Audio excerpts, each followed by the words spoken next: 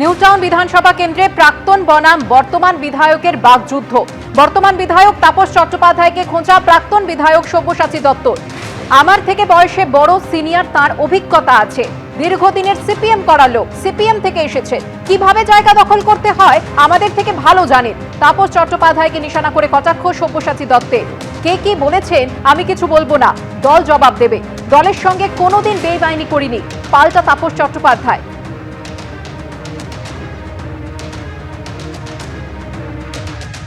আমার চেয়ে বয়সে সিনিয়র, তারও অভিজ্ঞতা আছে এবং দীর্ঘদিন সিপিএম করা লোক, সিপিএম থেকে এসছেন, কিভাবে জায়গা দখল করতে হয় আমাদের চেয়ে ভালো জানেন। আপনার দলেরই তো এখন এই মুহূর্তে হ্যাঁ, সেই কারণেই তো ওনাকে নেওয়া হয়েছে।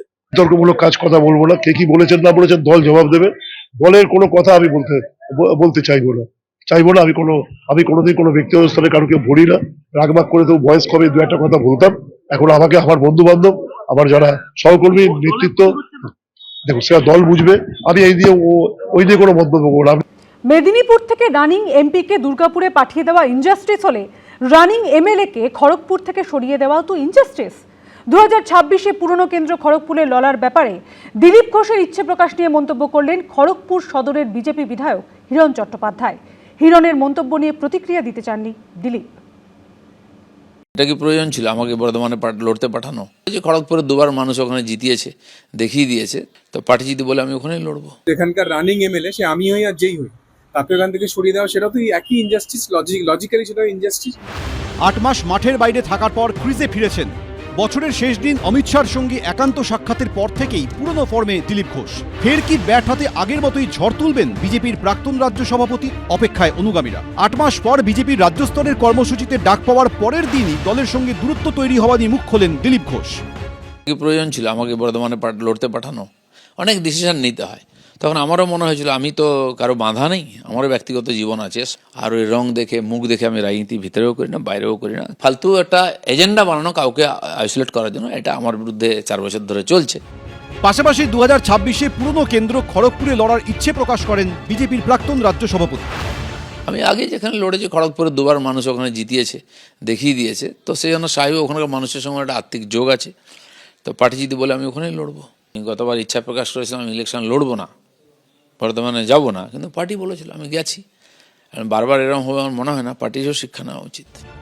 তাহলে কি খড়গপুর সদর আসন থেকে সরতে হবে বর্তমান বিধায়ক হিরণ চট্টোপাধ্যায়কে? অভিনেতার দাবি, তাহলে সেটাও তো অন্যায় হবে।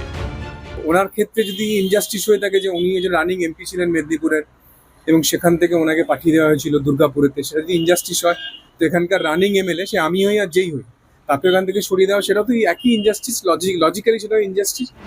হিরণের আশা তার সঙ্গে কোনো ইনজাস্টিস হবে না, পুরনো আসনেই লড়াই করবেন এবং তার হয়ে প্রচার করবেন দিলীপ ঘোষ। আমাদের একটি কেন্দ্রীয় নির্বাচন কমিটি থেকে যারা সিদ্ধান্ত নেন কাকে কোথায় টিকিট দেওয়া হবে, এবার যদি কেন্দ্রীয় নির্বাচন কমিটি আবার আমাকে এখান থেকে বলে যে হিরণ তোমাকে আবার খড়গপুর থেকে লড়তে হবে, তো আমি আশা করব যে মাননীয় দিলীপ বাবু তিনি খড়গপুরে এসে পার্টির হয়ে এবং আমার হয়ে দিনরাত থেকে এখানে প্রচার করবেন বিজেপিকে জেতানোর জন্য। পদ্মফুল শিবিরের এই ঠান্ডা লড়াই দেখে কটাক্ষ করেছে তৃণমূল। অনেকে বলতো উনি দাবাং নেতা। কিসের দাবাং?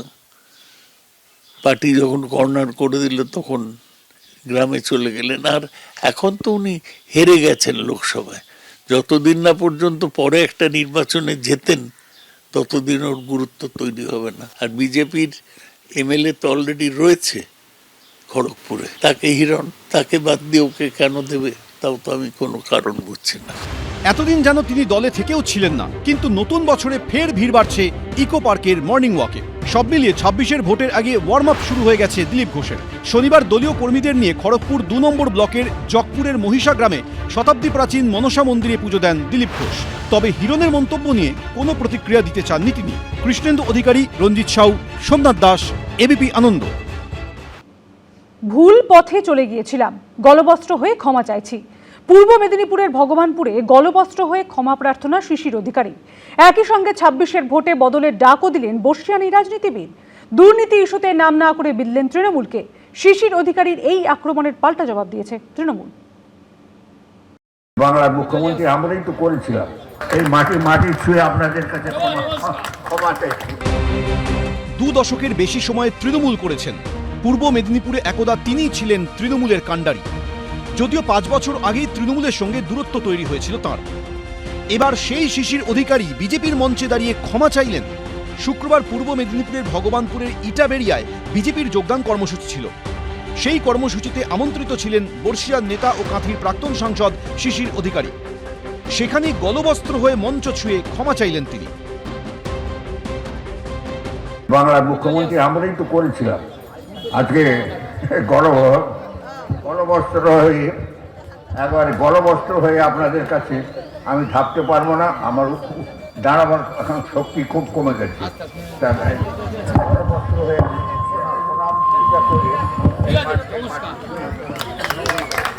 এই মাটি ছুঁয়ে আপনাদের কাছে ক্ষমা করে দিবেন। একটা ভুল পথে চলে গেলাম এবং সেই ভুল পথে আপনাদের সঙ্গে নিয়ে গেলাম। আপনাদের আমরা কষ্টে পারলাম, আমরা চোখ থেকে ঠস করে জল পড়ে যায়। আমি ভুল করেছিলাম, আপনাদেরকে সেই পথে চালিত করেছিলাম, আপনারা ক্ষমা করবেন। এতদিন হয়তো ছেলে ওকে চাপ দিয়ে ঘাট ধরে এই ক্ষমা চাইয়েছেন।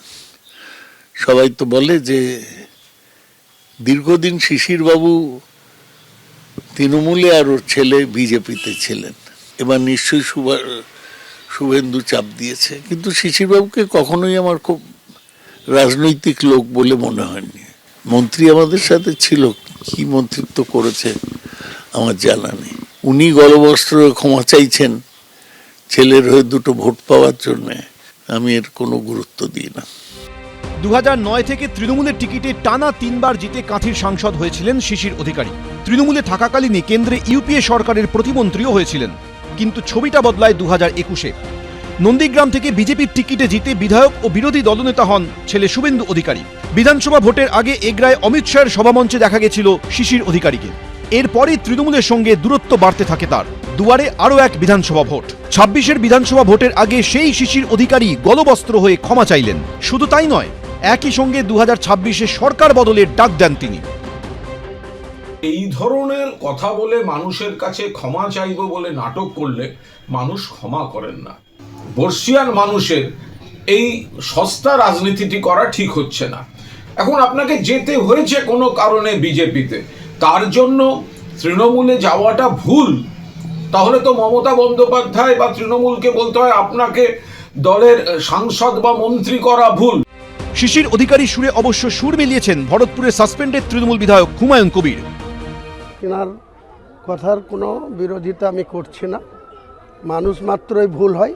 আমারও এইরকম একটা ভুল 20শে নভেম্বর 2012 হয়েছে। এই মমতা বন্দ্যোপাধ্যায়ের উপরে ভরসা করে কংগ্রেসের বিধায়ক পদ ত্যাগ করে সেদিন ওনার কথার উপরে 12/11/2012 সোমবার রাইটার্সে উনি যেসব কথা বলেছিলেন একবারে মিথ্যাবাদী। এই বাংলার মুখ্যমন্ত্রী এত মিথ্যাবাদী, সেটা আমিও একটা জ্বলন্ত প্রমাণ। কাজেই আমারও একটা ঐতিহাসিক ভুল হয়েছে। অন্যদিকে এদিনই শিশির অধিকারীর সভার পরই উত্তপ্ত হয়ে ওঠে ভূপতিনগর। অভিযোগ, বিজেপির পতাকা লাগানোকে কেন্দ্র করে উত্তপ্ত হয়ে ওঠে এলাকা। তৃণমূলের বিরুদ্ধে হামলা চালানোর অভিযোগ করেছে বিজেপি। আর এই নিয়ে সোশ্যাল মিডিয়ায় সরব হয়েছেন বিরোধী দলনেতা শুভেন্দু অধিকারী। যদিও সেই অভিযোগ অস্বীকার করেছে তৃণমূল। ঋত্বিক প্রধান, কৃষ্ণেন্দু অধিকারী, বিটন চক্রবর্তী, এবিপি আনন্দ। এবিপি আনন্দ, এগিয়ে থাকে, এগিয়ে রাখে।